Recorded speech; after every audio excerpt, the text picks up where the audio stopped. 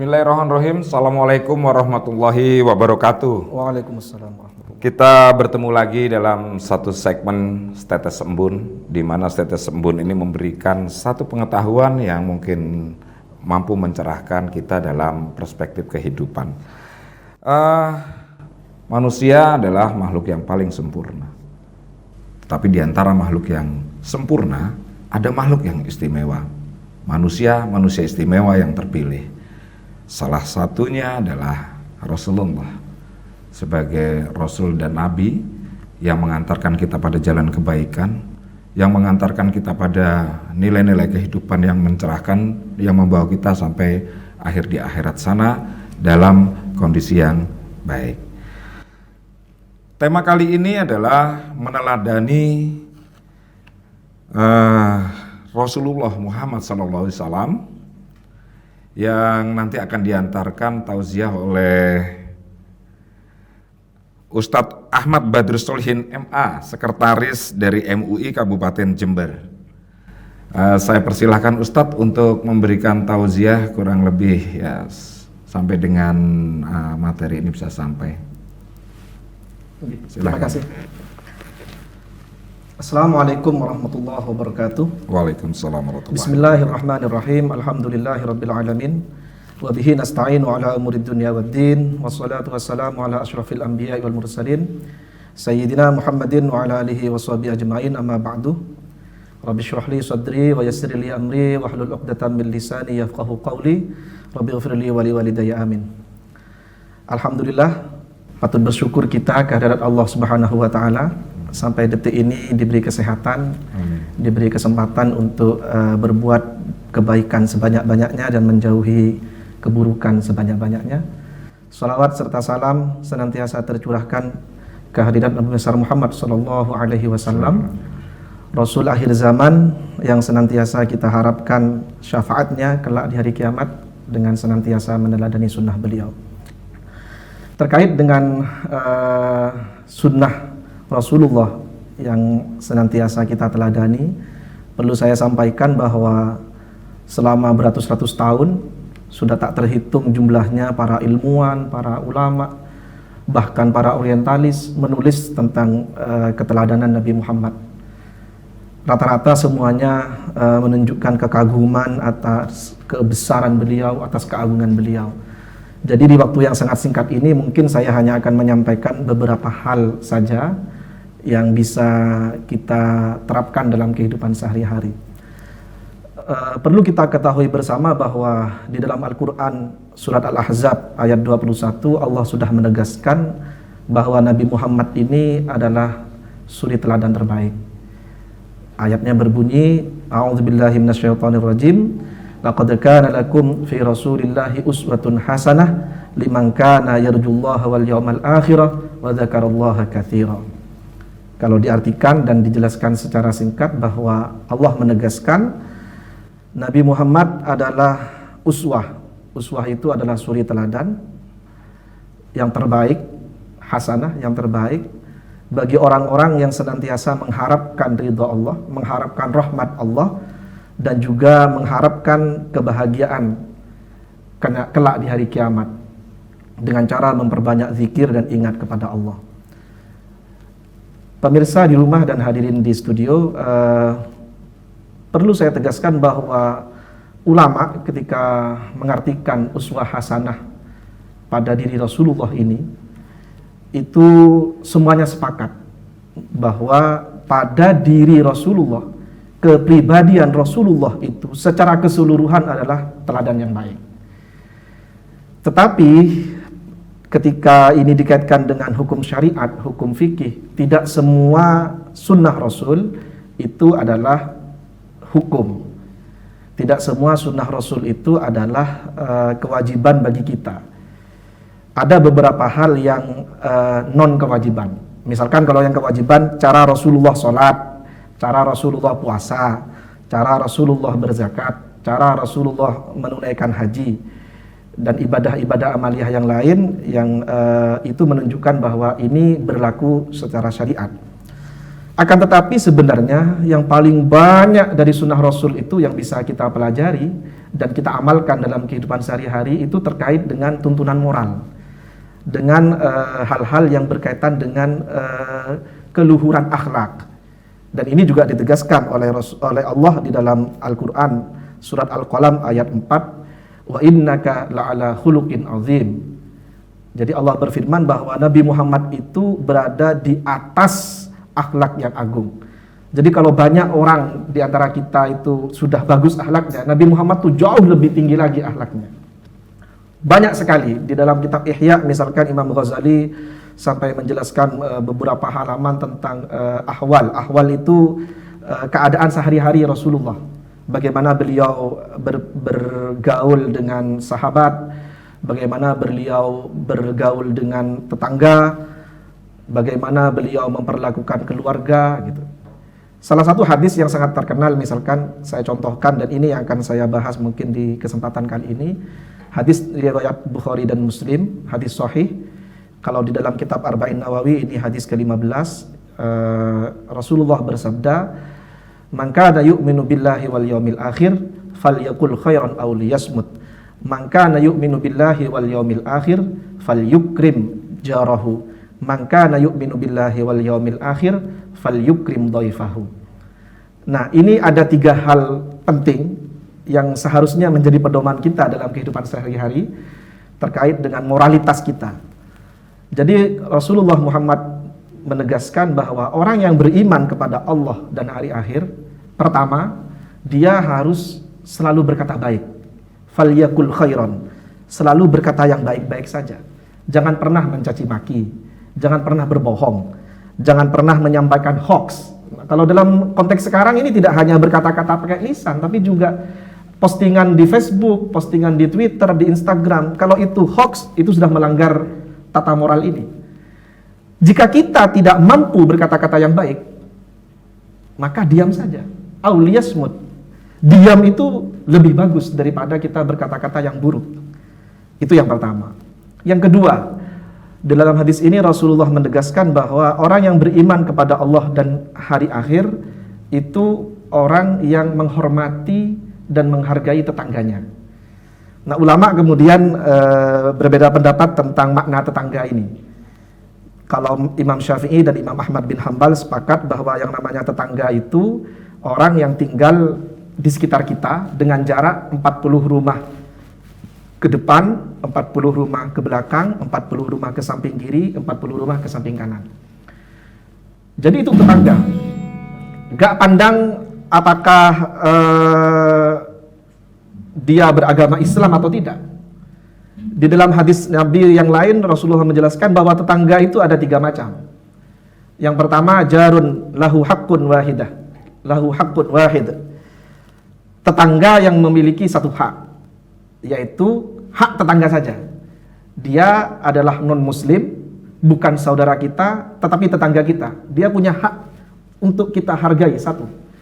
Yang kedua adalah tetangga lahu haqqani. Dia memiliki 2 hak, yaitu dia Islam dan tetangga kita.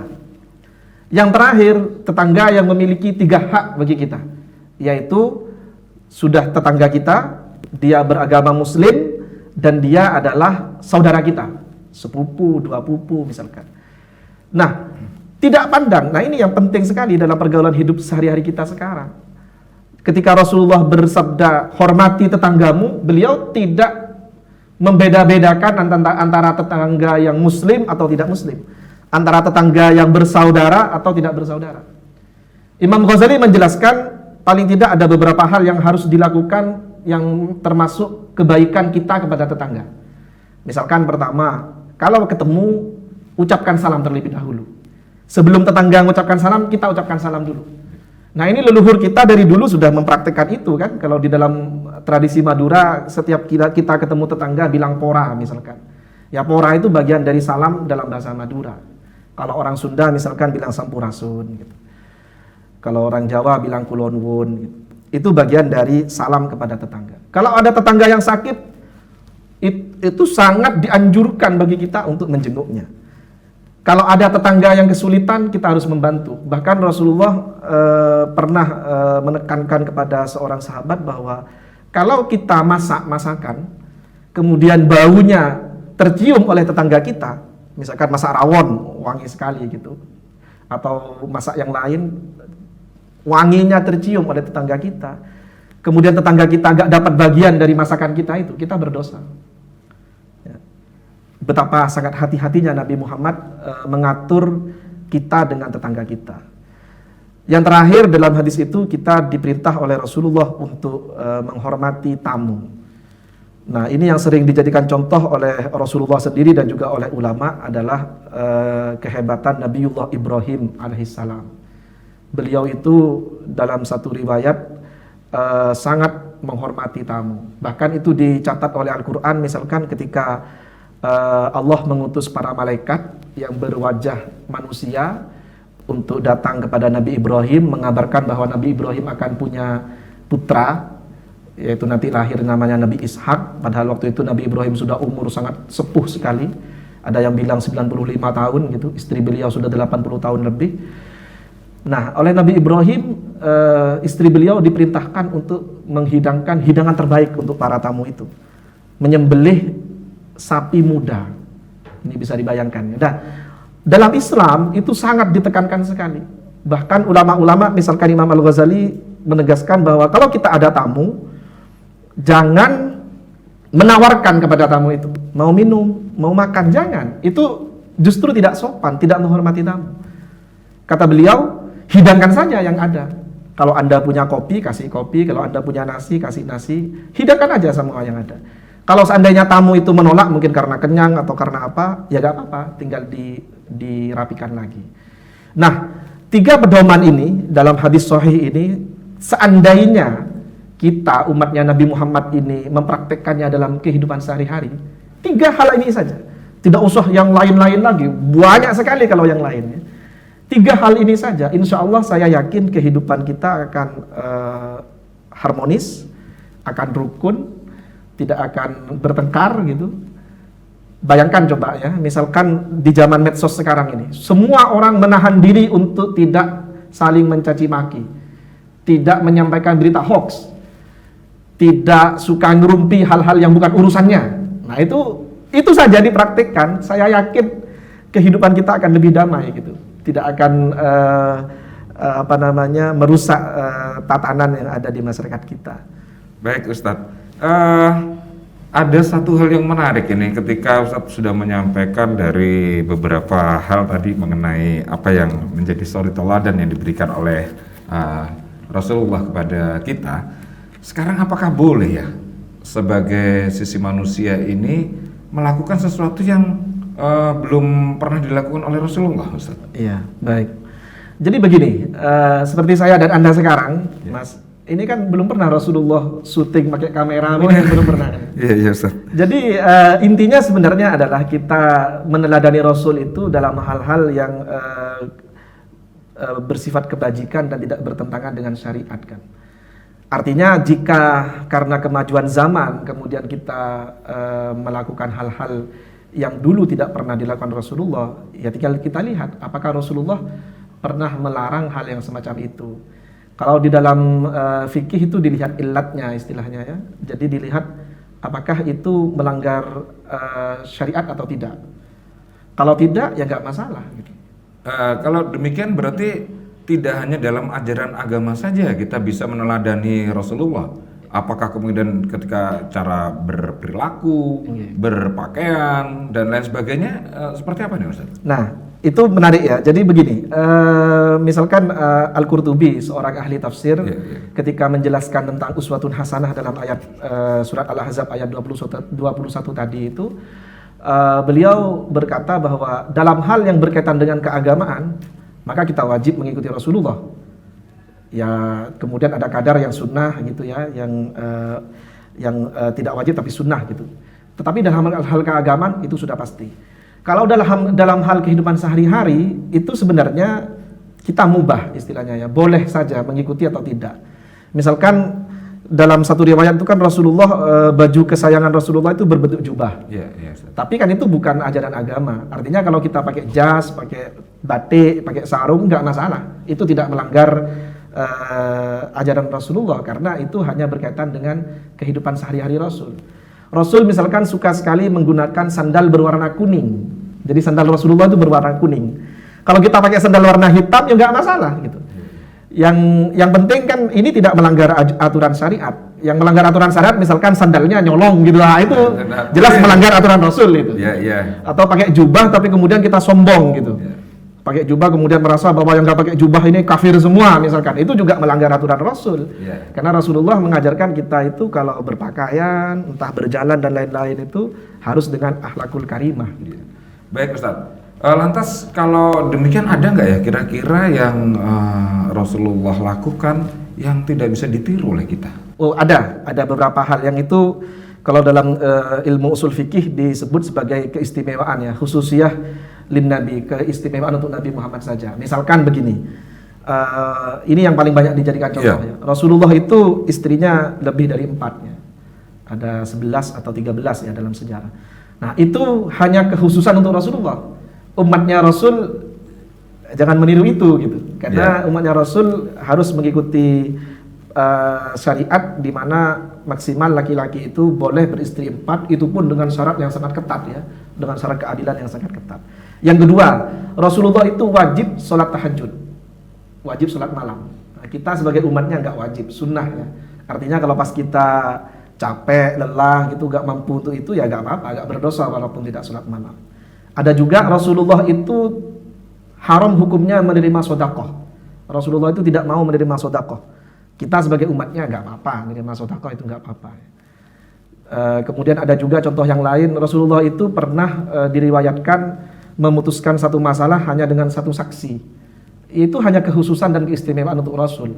Sedangkan kita kalau dalam aturan agama itu saksi itu minimal 2 gitu. Orang nikah pun minimal saksinya 2 gitu. Ada 2 saksi yang harus menyaksikan itu. Iya, betul. Nah, lantas begini, di era milenial sekarang ini ya Ustadz ya, kita seringkali melihat ya generasi kita ya, mungkin juga saya nih salah satunya itu yang kita kan punya idola nih.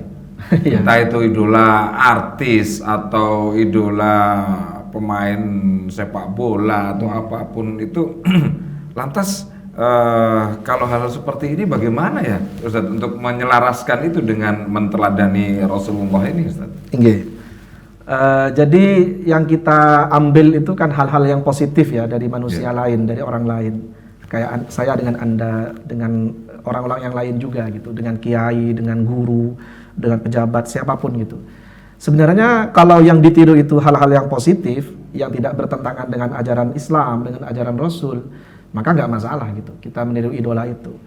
Misalkan begini, ada bintang sepak bola dunia gitu, siapalah Messi atau Ronaldo gitu. Hal yang positif dari apa yang mereka lakukan, yang itu bukan sesuatu yang bertentangan dengan agama, ya nggak apa-apa ditiru. Misalkan semangatnya, kegigihannya, betul ya, kedermawanannya. Misalkan kalau ada bencana, mereka langsung ikut berderma gitu ya. Tetapi hal yang negatif, misalkan Messi itu setahu saya sampai sekarang kan belum menikah dengan istrinya, kumpul-kebo punya anak 3 gitu. Ronaldo juga begitu. Nah itu jangan ditiru gitu. Jadi patokannya tetap pedomannya adalah ittiba kepada Rasulullah. Makanya memang yang paling penting itu pendidikan, Mas. Pendidikan di dalam keluarga. Di dalam kitab Fathul Mu'in itu Syekh Al-Malibari sampai menekankan bahwa hal yang paling penting dan yang paling pokok pertama kali harus diajarkan kepada anak-anak kita ketika dia belum balik itu, sebelum dia diajarkan iqra ngaji gitu, sebelum dia diajarkan berwudu, sebelum dia diajarkan doa-doa bacaan sholat, itu yang paling penting itu adalah sejarah Rasulullah, sirah Muhammad. Jadi anak-anak kita gitu atau cucu-cucu kita gitu, ketika mereka sudah mulai bisa bicara, sudah mulai bisa berinteraksi, itu sudah mulai harus dikenalkan dengan Nabi. Diajak sholawatan, kemudian diceritakan Nabi Muhammad itu lahir di Mekah, abahnya namanya Abdullah, umminya namanya Aminah, dan seterusnya gitu. Jadi sejak kecil sudah harus ditanamkan rasa cinta kepada Nabi, sehingga pedomannya kemudian Nabi Muhammad gitu. Iya. Begitu. Jadi itu ya. Terima kasih Ustadz Badrus. Ini percakapan mengenai menteladani Rasulullah ini sebenarnya banyak sekali ya. Kita keterbatasan banyak kali nih untuk membicarakan itu. Terima kasih atas kehadirannya.